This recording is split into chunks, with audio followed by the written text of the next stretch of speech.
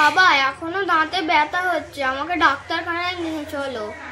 ভোর রাত থেকেই মিষ্টুর দাঁতে ব্যথা হচ্ছে, অনেকটাই যন্ত্রণা হচ্ছিল। আসলে ওর দাঁতে একটা ফুটো আছে, সেটা ফিলিং করাই আছে, কিন্তু তার পাশ দিয়ে আবার ফুটো হয়ে গেছে। তাই নিয়ে চলে এলাম এই যে লোকাল ডাক্তার। আমার খুব ভয় পাচ্ছে, দাঁত উপড়ে দেবে নাকি?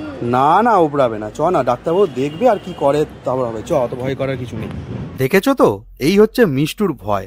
যাই হোক, বেশ কিছু পেশেন্ট থাকার জন্য ও তো পাশে বসেই আছে অপেক্ষা করার জন্য। ফাইনালি ওর ডাক পড়লো। নতুন করে ফিলিং করতে হলেও আগের পুরানো ফিলিংটাকে তুলে দিতে হবে, সেটাই ডাক্তারবাবু ভালো করে তুলে পরিষ্কার করে দিচ্ছেন। ওটা না তুললে নতুন করে আবার দেওয়া যাবে না। তুই ভয় করছিলিস যে দাঁত উপড়ে দেবে, কিছু হলো? তাহলে ওই পাশের দেখ বেসিন আছে, ওতে ফেলবি, দেখে আস্তে করে।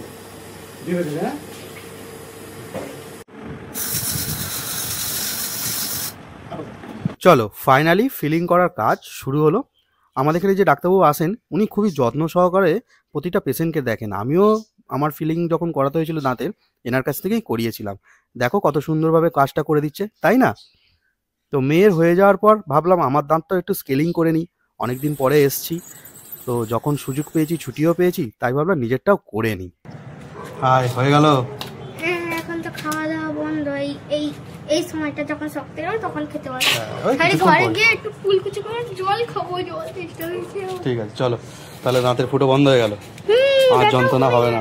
হ্যাঁ চলো। আর আমার দাঁতটাও পরিষ্কার করা হয়ে গেল। যদিও কোনো সমস্যা ছিল না, মাঝে মাঝে আমি এটা চেক করাই, স্কেলিং করাই, যাতে দাঁতটা দীর্ঘস্থায়ী ভালোভাবে থাকে।